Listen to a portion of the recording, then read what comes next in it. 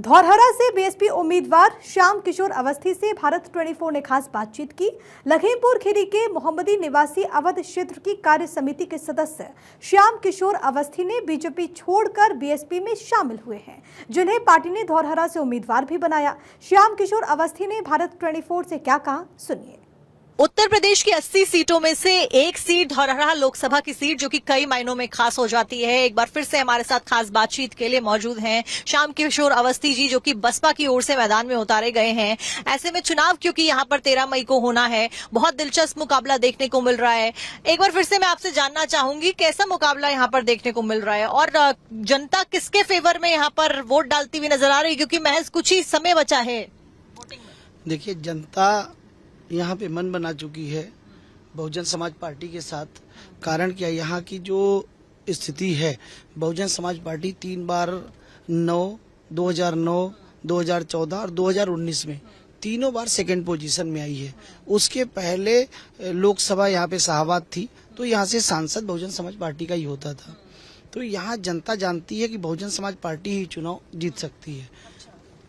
Bharatiya Janata party की सांसद 10 सालों तक गायब रही, जनता के बीच में कभी दिखी नहीं।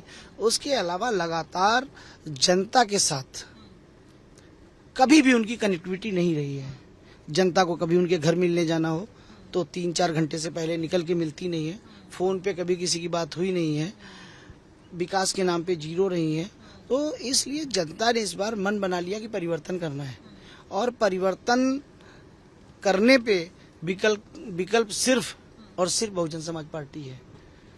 आपको ऐसा क्यों लगता है कि क्योंकि अगर जनता बदलाव चाहती है तो वो बहुजन समाज पार्टी को ही वोट डालेगी, क्योंकि मैदान में तो गठबंधन भी है। देखिए, गठबंधन मैदान में है। इसके पहले 2014 में यही समाजवादी पार्टी के प्रत्याशी चुनाव लड़े थे और तीसरे नंबर पे आए थे, जिस समय सत्ता में थे, और सत्ता का दबाव इतना था तब तीसरे नंबर पे आए थे। उसके बाद 10 सालों तक जनता के बीच से गायब रहे, जनता के बीच में गए नहीं, जनता से कभी मिले नहीं। तो जनता जानती है कि 10 साल पहले मैंने आपकी मदद की, आपको वोट दिया है और आप गायब रहे हैं। तो अब जनता उनके ऊपर भरोसा नहीं कर रही है। तो जब जनता का भरोसा नहीं होता है तो जनता वोट नहीं देती है। हर पार्टी के अपने दावे और वादे होते हैं, ऐसे में बसपा के क्या दावे और वादे हैं, और आपके खास तौर पर इस लोकसभा सीट पर जीतने के लिए क्या कुछ वादे हैं जनता से? देखिए, मेरा जनता से सबसे पहला वादा है कि मुझे जनता के बीच में रहना है। जनता के बीच में रहना है।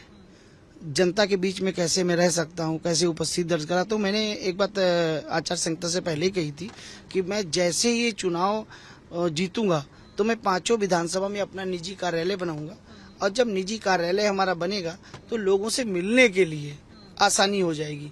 जैसे धौरहरा से मोहम्मदी की दूरी 200 किलोमीटर है, वहां से व्यक्ति आएगा तो उसका कम से कम 2 से 3 हजार का डीजल पेट्रोल लगेगा, आएगा तो 2-3 घंटे का समय खर्च होगा। मैंने कह दिया है कि किसी को दौड़ने की जरूरत है नहीं है, उनका सांसद उनके द्वार आएगा और उनसे खुद मिलेगा। अच्छा, कितनी वो चीजें हैं जो कि अगर आप जीत जाते हैं, आते ही सबसे पहले करेंगे, क्योंकि 2 बार से तो बीजेपी का कैंडिडेट जीत रहा है। अमूमन हम देखते हैं कि जब कोई लगातार कैंडिडेट जीत रहा होता है, फिर दूसरा कैंडिडेट आके वहां पर जीत हासिल करता है, तो वो कई सारे बदलाव करता है उस इलाके में अपने अनुसार। क्या वो बदलाव रहने वाले? देखिए, सबसे पहला बदलाव कि जनता के बीच में कनेक्टिविटी हो। दूसरा कि जनता विकास की जो बात करते हैं लोग, जनता के बीच में आज तक कोई विकास हुआ नहीं है, विकास हो। तीसरा, आज सबसे ज्यादा किसान परेशान है, तो सबसे बड़ी समस्या है कि किसानों की कि जो आवारा पशु हैं, खेत में घूम रहे हैं, लोगों को भी मार रहे हैं, दौड़ा के उनकी फसल भी चट कर रहे हैं। बाप और बेटा 12-12 घंटे की ड्यूटी लगा के खेत बचा रहे हैं। ये किसानों के लिए बहुत ही दिक्कत की बात है। दूसरा, किसानों के लिए जनता ने कुछ किया नहीं है। आज इतना समय हो गया है, गन्ना का मूल्य देख लीजिए कहाँ पे खड़ा है, जबकि जो यूरिया थी 50 किलो से उसको घटा के 40 किलो पे ले आए।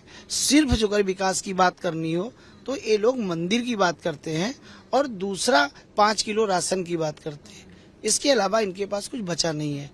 महंगाई इतनी ज्यादा बढ़ गई है, जो दाल 70-80 रुपए किलो मिल जाती थी, आज वो 200-220 रुपए किलो दाल हो गई है।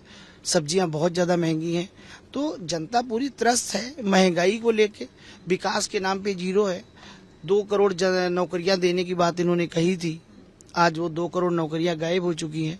एक किसी को नौकरी नहीं मिली है। जब युवा कोई कहता है नौकरी के लिए तो माननीय प्रधानमंत्री जी कहते हैं पकौड़े बेचो।